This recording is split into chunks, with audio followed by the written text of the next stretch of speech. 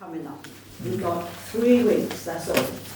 Have you made your mind up, said one? Will he take the nicest stall? Well, the Sunday school was buzzing, as the women had their say. The men, they were on with their feet up, keeping out the way.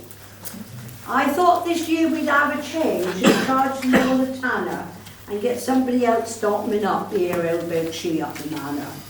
She hadn't been here very long. They bought up all the land. He's a gentleman farmer, you know. You'd think he's rather grand. And she, well, she'd wear their fancy hats. Oh, and she'd drive a motor car.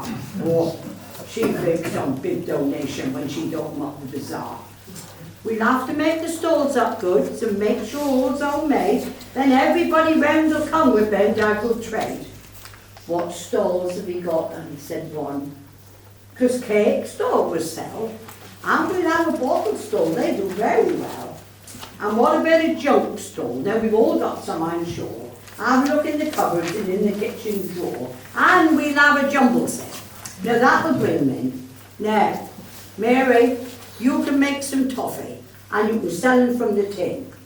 Well, Susie, Liza and Sarah were all making up this toffee. Mary, Jane and Lizzie have been home boiling up the toffee. And they boiled the sugar and the fat and they got them nice and wet. But when they poured them in the tin, they couldn't get them to set. What I was going to do, and said Liz. Mary said, goodness knows. Because when they eat this here toffee, dear, it's going to stick up all their jaws. But don't say nothing to them. You say you made it with honey. They can try it when they get back home. By then, we'd have had their money. I think the man from the manor is standing over there.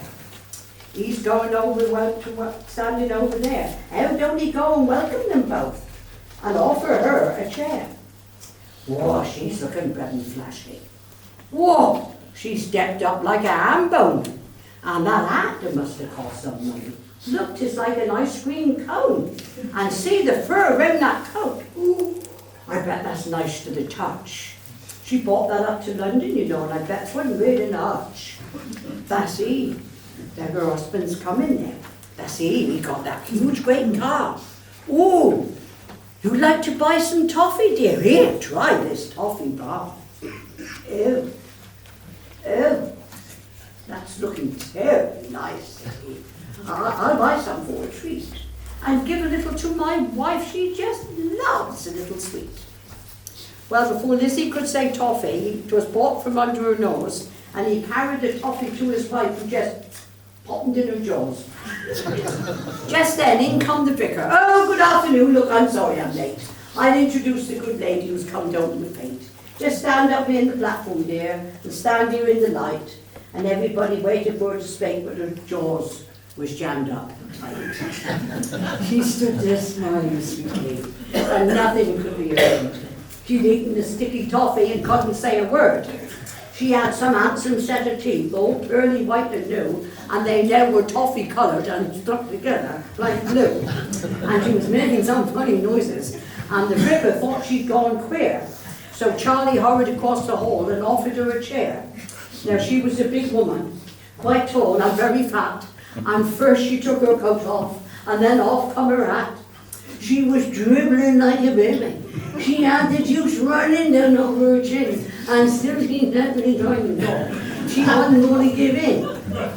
And she was trying to get her mouth open, and you think she started to choke. So the vicar went round behind her and he gave her a little poke. Well, it wasn't as much as a poke. It was a flipping hard great whoop, click, and she coughed, and she spluttered, and her teeth come whoop, flying out.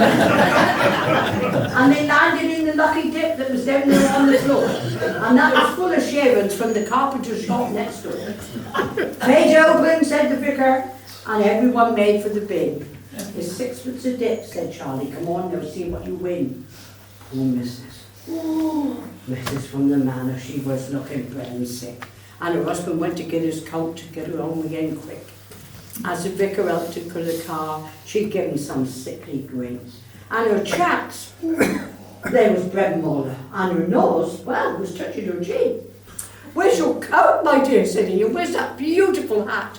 You bought them special for today, you surely don't want to lose that. I'll get them, said the vicar. I'll be a moment, that's all. I dropped them over there just now beside Janie's jumble stall. What are you wanting, vicar? Said Janie with a shake. We haven't got nothing left here. Look here, we're sold right out.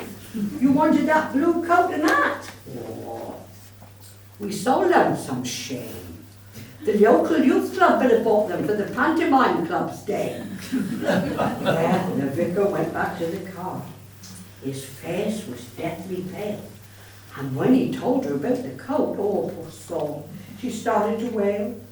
Then Charlie come out running with a parcel in his hand, his little present for you, missus, and a message you understand. You take these home with you now, dear, and put them to soak in some salts. And remember, never eat toffee this Christmas if the teeth you are wearing are false.